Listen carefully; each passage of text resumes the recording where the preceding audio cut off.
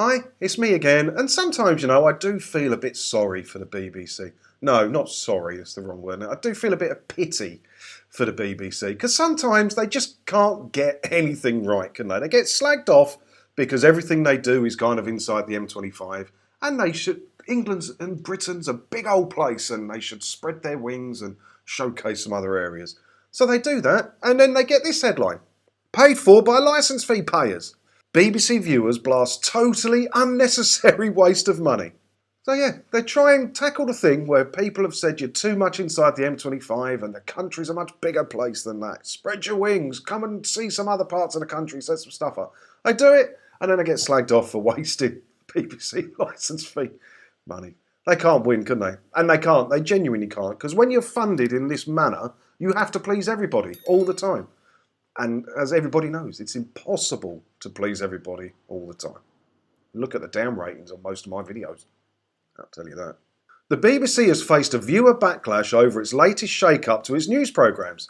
Last year, the BBC promised that some of its flagship news programme, including BBC One news bulletins and Newsnight, would be presented across the country. However, viewers have complained that the move is a tokenistic and a totally unnecessary waste of licence fee payers' money. But yeah, I was unaware of all of this because I can't watch BBC News at 10 or whatever as they're being broadcast. I can catch the odd clip of it on YouTube if I choose to, but I don't choose to because I don't care for BBC News. So I was unaware of all this, but it turns out they're kind of touring around the country and presenting the big news stuff from different places. Is that a big deal? Personally, I think that's fair dues, isn't it? Although unnecessary, because you can present news at 10 from anywhere, can't it? It's all green screened anyway. So why does he have to move about? I don't know. All I know is that the BBC just can't win when they try and do anything, can they? There is a concern we have heard before that BBC sometimes conflates Britain with England and can tend to forget parts of the UK outside London and the South East. It is to counter that perception, one recently voiced by Culture Secretary Nadine Dorries, that the BBC promised last year that some of its flagship news programmes, like the Today programme Newsnight and BBC One news bulletins, would be presented on occasion across the country. That's why on Wednesday Hugh Edwards popped up in Cardiff. In some ways I think that's fair dues. BBC have offices and studios in Cardiff, and to make the Welsh feel more part of the BBC, present News at 10 there, their flagship news programme. So in many ways you think, fair enough, that's not a bad move by the BBC. But then you get other people saying stuff like this, look. Back in December, Andrew Riley wrote to the BBC, why was Hugh Edwards in Salford? It added absolutely nothing to the news.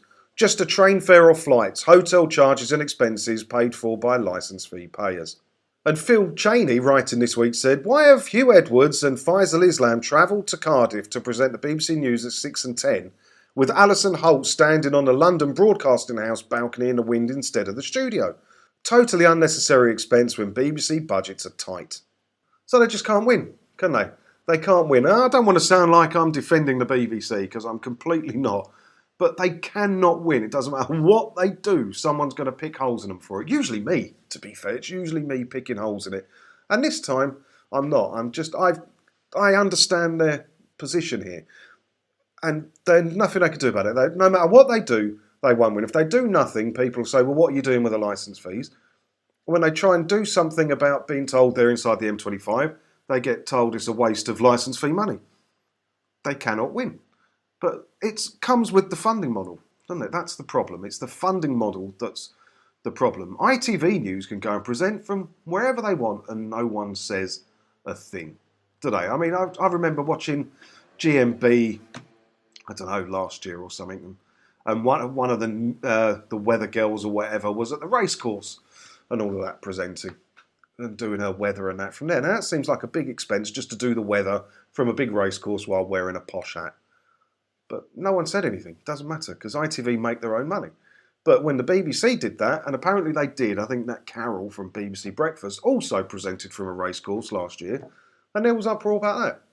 Because that's how they're funded. It's the people's money, and the people want value for money, and you can't please all the people all the time.